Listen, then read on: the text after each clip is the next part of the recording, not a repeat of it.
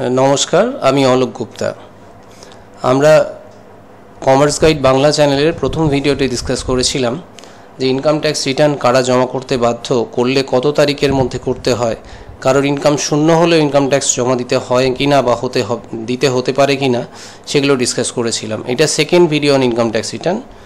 আমি বলেছিলাম যে এটা আমাদের পার্সোনাল লাইফে খুব দরকার, আবার পড়াশোনার জন্য যারা কমার্স বা ম্যানেজমেন্ট রিলেটেড কোর্স করছেন যে কোনো কোর্স তাদের প্রত্যেকের জন্যই খুব দরকার। তাহলে আমরা একটু বুঝে নিই যে ইনকাম ট্যাক্স রিটার্ন এই ভিডিওতে ডিসকাস করব যে যদি দেরিতে জমা করা যায় বা করা হয় সেটা কি করা যায় আদৌ, মানে ডিউ ডেট যেগুলো আমি ডিসকাস করেছি ওই ভিডিওতে আন্ডার সেকশন 139 সাবসেকশন 1, সেই ডিউ ডেটগুলোর পরে কি জমা করা যায়, করলে কত তারিখের মধ্যে, আর যদি জমা করি দেরিতে তাহলে কি কি হতে, মানে দেরিতে জমা করলে কি কি আমার কনসিকুয়েন্সেস হতে পারে, কিছু ইন্টারেস্ট চাপতে পারে, কিছু ফিস চাপতে পারে, এবার সেগুলো কি কত সেগুলো আমরা নিয়ে এই ভিডিওতে ডিসকাস। বিলেটেড রিটার্ন দেরিতে জমা করলে সেটাকে বলা হয় belated return under section 139 subsection 1। আমাকে কি বলছে, যদি এই ডিউ ডেট যেগুলো ডিউ টাইম ছিল, যেগুলো সেকশন 139 সাবসেকশন 1-এ ডিসকাস করেছিলাম, যেখানে আমি বলেছিলাম যে তিনটে বেসিক ডেট হতে পারে। একটা 31 জুলাই, এটা নির্ভর করছে আপনি কোন ক্যাটাগরির এসএসসি, যেমন ইন্ডিভিজুয়াল আমরা যারা স্যালারিড এমপ্লয়ি, ইন্টারেস্ট আছে এক্সেট্রা তাদের ক্ষেত্রে 31 জুলাই, কারোর ক্ষেত্রে যাদের ক্ষেত্রে অডিট ইত্যাদি দরকার, কোম্পানি কিন্তু অডিট দরকার, বা কোনো পার্টনার ফার্মে যার অডিট দরকার সে পার্টনারশিপ ফার্মে এক্সেট্রা, তাদের ক্ষেত্রে ডেটটা ছিল 31 October of the relevant assessment year. আর যদি কারোর ইন্টারন্যাশনাল ট্রানজাকশান থাকে তাদের ক্ষেত্রে বলেছিলাম 30 November of the relevant assessment year.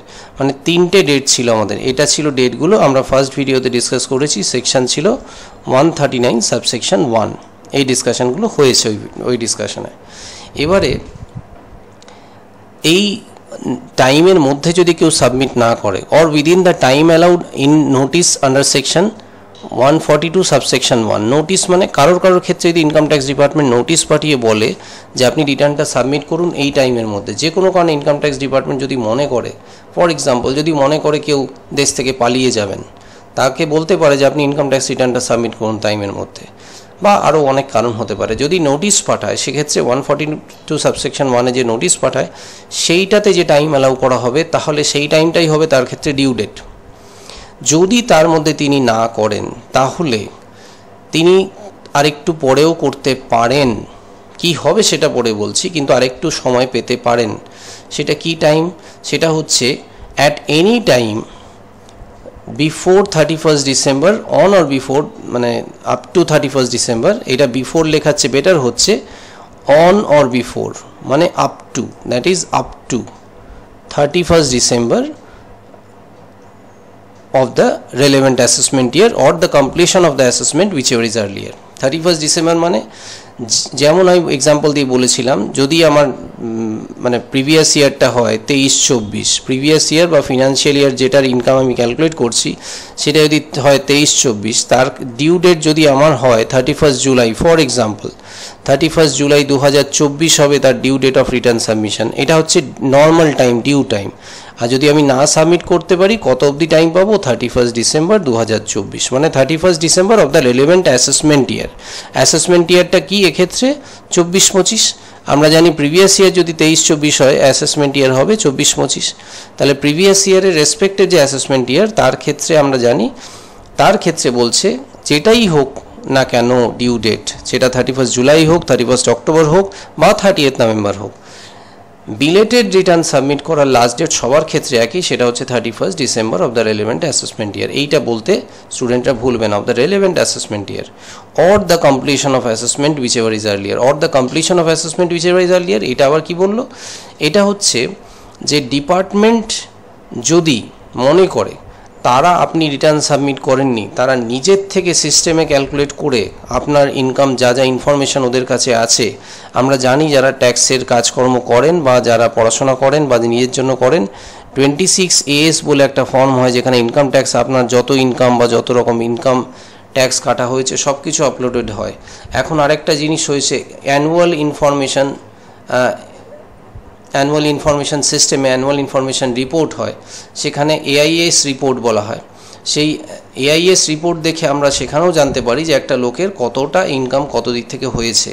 Better হচ্ছে এটা নিয়ে কথা বলি, 26AS সেগুলো দিয়ে যদি একটা ডিপার্টমেন্ট কমপ্লিট করে দেয় আপনার অ্যাসেসমেন্ট, আপনি রিটার্ন সাবমিট করেনি, ডিপার্টমেন্ট করে দিয়েছে ফর এক্সাম্পল, তাহলে ডিপার্টমেন্ট নিজের থেকে যদি করে দিয়ে থাকে তাহলে তার চেয়ে বেশি আপনি আর টাইম পাবেন না। তাহলে বিলেটেড রিটার্ন সাবমিট করার টাইমটা কি হলো? নর্মাল ক্ষেত্রে অত এই পার্টটা যদি আমি ব্যক্তিগত জীবনে ভুলেও যাই, এটা পরীক্ষার জন্য স্টুডেন্টদের মনে রাখা বেশি দরকার। ব্যক্তিগত জীবনে কিছুটা হলেও যদি ভুলে যাই, নিয়মটা জানা উচিত। সেটা হচ্ছে 31 December of the relevant assessment ইয়ার। কিন্তু আরও একটা জায়গা আছে, or the completion of assessment which ever is earlier. Department যদি আপনার হয়ে আপনার অ্যাসেসমেন্ট আগেই শেষ করে দেয়, ধরুন ডিপার্টমেন্ট আপনার ডেট ছিল 31 জুলাই, ডিপার্টমেন্ট নিজের থেকে অক্টোবরে ফর এক্সাম্পল 15 অগস্টে ডিপার্টমেন্ট নিজের থেকে করে আপনার ইনকাম পাঠিয়ে দিল যে এইটা আপনার ইনকাম এবং এই ট্যাক্স আমাদের হিসেবে আপনার কিছু বলার থাকলে বলুন ফর এক্সাম্পল। তাহলে ডিপার্টমেন্ট যদি জাস্ট 15 অগস্টটা 20 অগস্ট হতে পারে, যে কোনো ডেট হতে পারে, ডিপার্টমেন্ট যদি এই ডেটের মধ্যে করে পাঠিয়ে দেয় তাহলে কিন্তু আপনার ক্ষেত্রে আর 31 ডিসেম্বর ডেটটা থাকলো না। তাহলে আপনি 20 অগস্টের মধ্যে যদি করতে পারেন ভালো, না হলে গেল। তার মানে সোজা কথা, বিলেটেড রিটার্ন সাবমিট করার ডেটটা তার ক্ষেত্রে আর এতটা থাকবে না যদি ডিপার্টমেন্ট নিজের থেকে করে দেয়। ইউজুয়ালি করে না, কিন্তু যদি বিশেষ কোনো ক্ষেত্র থাকে ডিপার্টমেন্ট করতেই পারে। তাহলে what is the last date of submission of belated return? 31st December of the relevant assessment year or the completion of assessment by the department whichever is earlier. অ্যাসেসমেন্টটা ডিপার্টমেন্টই করে আর কি, ঠিক আছে। এইটা একটা অ্যাসেসমেন্ট প্রসিজিওর বলে আর একটা হেড আছে ডিসকাশনে। তাহলে স্টুডেন্টদের যারা কোর্সগুলো যে কোনো ট্যাক্সের কোর্স যাদের যেখানেই আছে তাদের জন্য প্রত্যেকেই থাকে এটা। So this is belated return. কিন্তু আমাদের জানা দরকার যে বিলেটেড রিটার্ন সাবমিট করলে আমার কি কোনো অসুবিধা হবে না? তাহলে কি দিব্যি আমি লেট করতে পারি? না, অবশ্যই কিছু সমস্যা আছে, সেটা আমরা দেখে নিই কী কী। Consequences of submission of belated return, এটা বুঝে নিই। কনসিকুয়েন্সেস কী কী? বিলেটেড রিটার্ন সাবমিট করলে আমার 3টে ফান্ডামেন্টাল কনসিকুয়েন্স আছে। একটা কনসিকুয়েন্স হচ্ছে যে interest under section 234A will be charge. Interest under section 234A will be charge মানে ইন্টারেস্ট একটা সেকশনে চাপবে। কত সেটা আমি বলছি, খুব শর্টে বলবো, পরের আরেকটা ভিডিওতে ডিটেলে স্পেশালি স্টুডেন্টদের জন্য ক্যালকুলেট করে দেখাবো কী করে ক্যালকুলেশন হয়। Interest under section 234A will be charge, তাহলে একটা সেকশনে ইন্টারেস্ট চাপবে আমার ওপরে, চার্জেবল হবে। Second, fees under section 234F will have to be paid. তাহলে একটা ইন্টারেস্ট হলো, একটা ফিজ, ঠিক আছে, will have to be paid. এটা কিন্তু চার্জ মানে কতটা হবে সেটা পরের ইস্যু, কিন্তু এইখানে একটা কিছু না হবেই হবে আর কি, ফিজ। তাহলে এটা আরেকটা কনসিকুয়েন্স হলো, মানে ফলাফল হলো। আরেকটা কি, certain losses can not be carried forward for set of, মানে সেটিং অফ ক্যারি ফরওয়ার্ড বলে একটা চ্যাপ্টার আছে ট্যাক্স ম্যানেজমেন্টের, খুব ইম্পর্টেন্ট জিনিস। এটা কিন্তু পার্সোনাল লাইফেও খুব দরকার। যেমন কেউ যদি কোনো বিজনেস করেন, সেই বিজনেসে যদি লস হয়ে থাকে কোনো বছরে, স্পেকুলেটিভ ও নন স্পেকুলেটিভ, যদি আমার লস হয়ে থাকে, সেই লসের জন্য যদি আমি যদি সেই লসের জন্য এই বছর লস হয়েছে, আমি রিটার্নটা টাইমে সাবমিট করলাম না, আমি বললাম না আমার লস হয়েছে, আমার তো ইনকাম পজিটিভ নেই, বা আমার 2,50,000 ছাড়াইনি, বা 3 লাখ ছাড়াইনি, বা 5 লাখ ছাড়াইনি, আমি সেজন্য রিটার্ন সাবমিট করবো না, বা লেটে করলেও চলবে, এটা কারোর মাথায় এলো। কিন্তু সেক্ষেত্রে তিনি ওই লসটাকে ফিউচারে আর ক্যারি ফরওয়ার্ড করতে পারবেন না। আমরা জানি সেকশন 72, 73 আরও সেকশন আছে, 74A এক্সেট্রা সেকশন আছে, যেগুলো বিভিন্ন সেকশন আছে যেখানে আমরা ওই ক্যারি ফরওয়ার্ড সেট অফ এই ব্যাপারটা বুঝি, যে কি করে একটা বছর লস সামনের বছরগুলোতে নিয়ে গিয়ে সেগুলো আমার ইনকামটাকে কমাতে হেল্প করে পরের বছরগুলোতে। এই বছর যদি আমার লস হয়ে থাকে, এটা ভালো ইনকাম ট্যাক্স ডিপার্টমেন্ট এই সুযোগটা দিয়েছে, তাহলে এটা নেওয়া উচিত। তাহলে বিজনেস লস যদি কারোর হয়, তিনি যদি টাইমলি রিটার্ন না সাবমিট করেন, তাহলে ভবিষ্যতে তিনি ওটাকে ক্যারি ফরওয়ার্ড করতেও পারবেন না এবং সেট অফে ইউজও করতে পারবেন না, তাহলে এই সুযোগটা হারিয়ে ফেললাম। So certain losses cannot be carry forward for set off. আর কি হতে পারে, ক্যাপিটাল লস, আপনি কোনো ক্যাপিটাল অ্যাসেট বিক্রি করেছেন, ক্যাপিটাল লস ক্যাপিটাল গেন সেটের মধ্যে আসে, তাহলে ক্যাপিটাল লস হয়েছে আপনার, আপনি মনে করছেন দূর লস হয়েছে, আমার তো টোটাল ইনকাম হয়নি, বা অজান্তেই আপনি রিটার্নটা লেটে সাবমিট করলেন বা করলেন না, সেক্ষেত্রে ক্যাপিটাল লস বা loss from the activity of owning maintaining resources এগুলো যদি থাকে, সেগুলোও আপনি কিন্তু ক্যারি ফরওয়ার্ড সেট অফ করতে পারবেন না, এইটা আপনার বেনিফিটটা হাওয়া হয়ে গেল।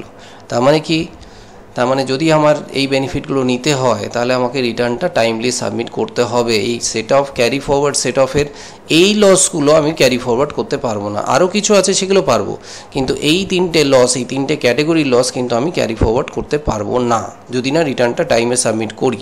তাহলে বিলেটেড রিটার্ন করলাম ঠিক আছে, আমি ইন্টারেস্ট ফিস দিয়ে দিলাম তাও ঠিক আছে, কিন্তু এই লসটা আর ক্যারি ফরওয়ার্ড করতে পারবো না। ক্লিয়ার? আরেকটা জিনিস হচ্ছে fees under section 234F will have to be paid, interest under section 234A will be charged। এবার এইটা কি একটু চট করে শর্টে বুঝে নিই, খুব অল্প সময়।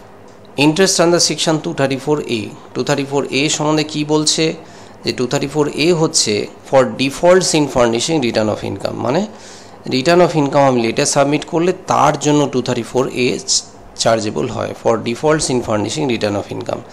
এবার কত করে চাপবে? সিম্পল ইন্টারেস্ট @1% পার মান্থ, খেয়াল করবেন, or part of a month. 1 মাস দেরির জন্য 1%, 2 মাস দেরির জন্য 2%, 3 মাস দেরির জন্য 3%, মানে 1% করে প্রতি মাস হলো, মানে যত মাস দিলে তত পার্সেন্ট ধরে নিতে পারেন। Or part of a month, মানে 1 মাস 2 দিন হলো সেটা 2 মাস ধরবে, 1 মাস 1 দিন হলো সেটা 2 মাস ধরবে। ক্লিয়ার? 1 মাস 30 দিন হলেও সেটা 2 মাস ধরবে। তার মানে or part of a month for the period commencing on, কবে থেকে এটা চার্জটা শুরু হবে? Commencing on the date following the date due date, following the due date. তার মানে কবে ডিউ ডেট? যদি আপনার ক্ষেত্রে 31 জুলাই ডিউ ডেট হয়, 31/7/2024 ডিউ ডেট হয় ফর এক্সাম্পল রিটার্ন সাবমিশনে, তাহলে কবে থেকে চালু হয়ে যাবে?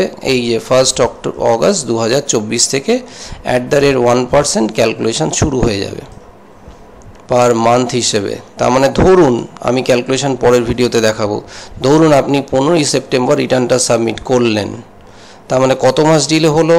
একটা হচ্ছে অগস্ট, তো পুরোই করলাম না, 2 হচ্ছে সেপ্টেম্বরের 15 তারিখ অবধি সময়টা লেগে গেল, কিন্তু এরা ওই সেকশনের জন্য কত মাস ধরবে? 2 মাস, কেন part of a month will be considered as 2 month. কত করে চার্জ হবে? 1% পার মান্থ। কার ওপর চার্জ হবে? যত টাকা ডিউ আছে সেটার ওপরে ট্যাক্সটা। সেটার ডিটেল জিনিস আমি পরের দিন দেখাবো, অন্য ভিডিওতে দেখাবো, কেন এক ভিডিওতে সব কনফিউশন হবে যারা ট্যাক্স প্র্যাকটিস করেন না। এবং মজার কথা বলি, ভয় পাওয়ার কিছু নেই, এখনকার দিনে অনলাইন সাবমিশনে এইটা নিজে থেকেই ক্যালকুলেটেড হয়ে যায়। জানা উচিত থিওরিটিক্যালি আমাদের, কিন্তু অনলাইন সাবমিশন এটা নিজের থেকেই ক্যালকুলেটেড হয়ে যায়। কীভাবে ক্যালকুলেটেড হয় আমি পরের দিন দেখাবো। তাহলে 1% পার মান্থ হিসেবে চার্জ হয়ে যাবে। কত মাস? From the date following the due date and ending on the date of furnishing the return.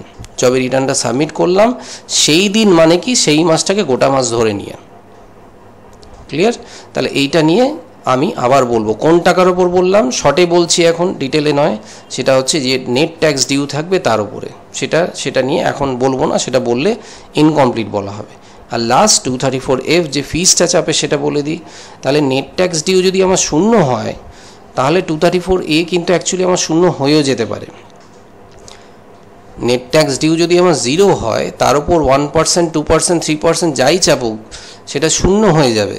কিন্তু ফিজ আন্ডার সেকশন 234F একটা মাস্টার স্ট্রোক দিয়েছে ডিপার্টমেন্ট, ইনকাম ট্যাক্স ডিপার্টমেন্ট কয়েক বছর আগে থেকে, যে ফিজ আন্ডার সেকশন 234F আপনার চাপবে।